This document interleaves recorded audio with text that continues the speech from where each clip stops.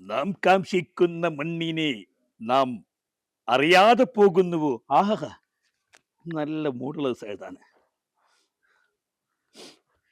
ചവിട്ടി നിൽക്കുന്ന മണ്ണും ശ്വസിക്കുന്ന വായുവും കുടിക്കുന്ന ജലവുമില്ലെങ്കിൽ പിന്നെ മനുഷ്യനില്ല.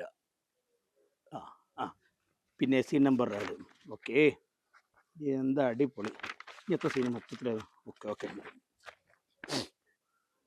ചിലങ്ക കെട്ടാത്ത കാല്. ചിലങ്ക കെട്ടാത്ത കാലിൽ നിന്ന് എവിടുന്നാണ് ആ കിളിങ് കിളിങ് ചിലങ്കയുടെ ശബ്ദം വരുന്നത്? എവിടുന്നാണ് ആ ചിലങ്കയുടെ ശബ്ദം? ഇവിടുന്ന്. ഇവിടുന്ന്. ഈ എന്തിനപ്പം ഇങ്ങോട്ട് വന്ന്? എന്തിനാ അങ്ങോട്ട് വന്നാ കാണിച്ചാ? ഇതെന്താണ്? ഞാൻ കൊറേ എടുത്ത് കത്തിച്ചു കളഞ്ഞത്. അത് പിന്നെ വീണ്ടും അവിടെ വന്നു. സമാഹാരങ്ങള് കൊണ്ടറിന്ന് ഞാൻ അതൊക്കെ കത്തിച്ചു കളഞ്ഞില്ലെങ്കിൽ അതെ ഈ സാധനം ഇവിടെ എഴുതിയിരുന്നാലേ എന്റെ ജീവിതം വെച്ച് പന്താലെടുത്തിട്ടോ കഞ്ഞി കണ്ടാവില്ല ഇവിടെ. ഒറ്റ പടം എന്റെ ജീവിതം വെച്ച് ഞാനും കൊടുക്കും. ഞാൻ 2 കാലും തല്ലി ഒടിച്ച ആ റൂമിലിട്ടിട്ടേ ഞാനത് തിന്നാൻ തരും. ഇപ്പോഴും ഞാനത് തിന്നാൻ തരണേ. ഇത് പ്രൊജക്ട് ഓണായ വിഷയമാണ്. ഇത് എഴുതിയിരുന്നാലേ പണിക്ക് പോകാണ്ട് ഇവിടെ കുടുംബത്ത് കഞ്ഞി ഉണ്ടാവോ? എന്ത് പ്രൊജക്ട് ഓണായതാ? കത്തിക്കരുത് പറഞ്ഞേക്ക്. ഉള്ള പ്രൊജക്ടും കൂടി ഞാൻ നശിപ്പിക്കും. ഞാൻ മൂത്രമൊഴിക്കാൻ പോലും പറ്റില്ല. പിന്നെ എന്റെ ജീവിതം വെച്ച് പന്താറല്ലേ ഈ കുട്ടികൾക്ക്? ഇതെന്താ ഇത്? ഞാൻ കുട്ടികൾക്ക് കവിത കഥ എഴുതിയാണ് ഞാൻ. എന്റെ കുട്ടികൾക്ക് പഠിക്കാൻ ഞാൻ വാങ്ങിക്കൊടുത്ത എയർപോർട്ട് ഷീറ്റ് അല്ലേ? എനിക്ക് പിന്നെ എയർപോർട്ട് വാങ്ങാൻ എവിടുന്നാണ് കാശ്? നീയല്ലേ എനിക്ക് കാശ് തരേണ്ടത്. നിന്റെ ഉത്തരവാദിത്തമല്ലേ കാശ് തരല്? ഇങ്ങനെ ഒരു കവി അത്ര എന്താ മുടി? നിങ്ങൾ ആദ്യം നനച്ച് കുളിക്കങ്ങട്. അതെ അതെ, ഇതാർക്ക് വേണ്ടിയതെന്ന്? കുട്ടികൾക്ക് വേണ്ടിട്ട് അല്ലേ? നിങ്ങൾ കുട്ടികളെ കാര്യം പറയണ്ട. കഴിഞ്ഞ പ്രാവശ്യം അവിടെ സ്കൂൾ കലോത്സവത്തിന് നിങ്ങൾ ഉദ്ഘാടനത്തിന് വിളിച്ചിട്ട് ആ കുട്ടികൾക്ക് അന്ന് നാണക്കേടായതാ. ഇനി കുട്ടികളെ വേറെ സ്കൂളിൽ ചേർത്താനാ പറയണേ. എന്റെ ഉദ്ഘാടന പ്രസംഗത്തിൽ കുട്ടികൾ കൈയടിച്ചിരുന്നല്ലോ. ആ, ബുദ്ധിയില്ലാത്ത കുട്ടികൾ കൈയടിച്ചിട്ടുണ്ടാവും. എന്റെ ജീവൻ വെച്ച് പന്താടരുത്. നിങ്ങളുടെ ജീവിതം വെച്ച് എന്റെ ജീവനാണ് കത്തിക്കരുത്. അയ്യോ അമ്മേ, ഇതൊക്കെ കത്തിക്കാൻ നിനക്ക് എങ്ങനെയാണ് മനസ്സിലായി? ചെറ്റേ, എന്താണെങ്കില് ഇതെന്താന്നൊക്കെ അറിയില്ലേ?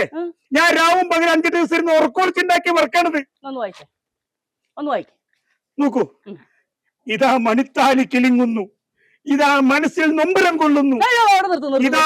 നിർത്ത്. മണിത്താലി കിളിങ്ങ നിങ്ങൾ എനിക്ക് ഇവിടെ മണിത്താലി വാങ്ങി തന്നെ. നിന്നെ പറ്റിട്ടല്ല, പിന്നെ അന്തസ്സർ തറവാടി താമസിക്കുന്ന നല്ല സ്ത്രീകളെ പറ്റി എഴുതിയ കവിത. മണിത്താലി കൊണ്ടേ വിറ്റിട്ടും പോരാ. മണിത്താലിനെ കുറിച്ച് ഇത് നിന്നോട് നിനക്ക് എങ്ങനെയാടി ഒരുമിട്ടാണ് കത്തിക്കാൻ തോന്നുന്നത്? പറയടി, എനിക്ക് തോന്നി പറയും. കത്തിക്കാൻ തോന്നി എങ്ങനെയാടി? കത്തിക്ക തോന്നലല്ല, കാണിച്ചു തരാം ഞാനിപ്പോ. ഇപ്പൊ കത്തിക്കലടി, എന്റെ ജീവിതം വെച്ച അമ്മാനാടല്ലടി. അതെ, നിങ്ങളെ പോലുള്ളവരോട് എനിക്ക് പറയാനുള്ളത് എന്താണെന്നറിയോ?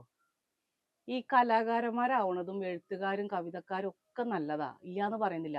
പക്ഷെ കുടുംബം നോക്കാത്ത ഒരു കലാകാരും ഇങ്ങനെ ആവരുത്. കുടുംബം പട്ടിണിയാക്കിയിട്ട് ഒരു കലാകാരന്മാരും ഇവിടെ ഉണ്ടാവൂല. ഇത് നിങ്ങളുടെ മനസ്സ് പോലെ തന്നെയാണല്ലോ. എന്റെ സ്നേഹമാണ്, നിങ്ങളുടെ സ്നേഹം അല്ലേ? കുടുംബം നോക്കാത്ത കലയോടുള്ള സ്നേഹം. കടുകട്ടി വാക്കാണ്, കത്താൻ പ്രയാസപ്പെടും. കടുകട്ടി വാക്കുകളാണ് എന്റെ ഹൃദയത്തിന്റെ കടുകട്ടി വാക്കൊന്നല്ലേ ദേ, കാറ്റാണ് നിങ്ങളുടെ കടുകട്ടി വാക്ക്. നിന്ന് ശപിക്കാവൂലേ? ഇപ്പൊ ശരിയാക്കി തരാട്ടാ.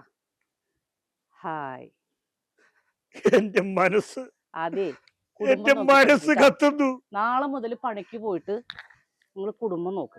എടി ചെയ്യലടി, നിങ്ങളെ ഇപ്പൊ ശരിയാക്കി തരാട്ടാ.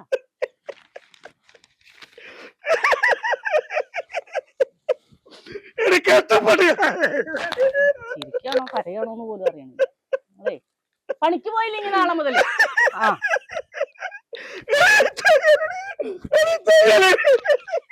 ഒരെണ്ണം അങ്ങോട്ട് തന്നാണ്ടല്ലോ. പണിക്ക് പോകണ്ട അയാളുടെ ഒരു തരാ ഞാൻ. കത്തിക്കടാ, ഇതിലിട്ട് കത്തിക്കടാ.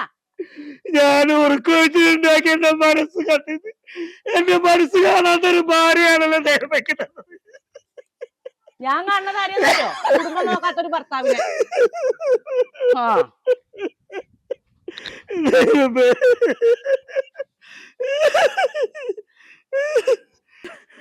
എന്റെ പുതിയ കവിതയുടെ പേര് ഭാര്യ ഉണ്ടാക്കിയ കട്ടപ്പുക.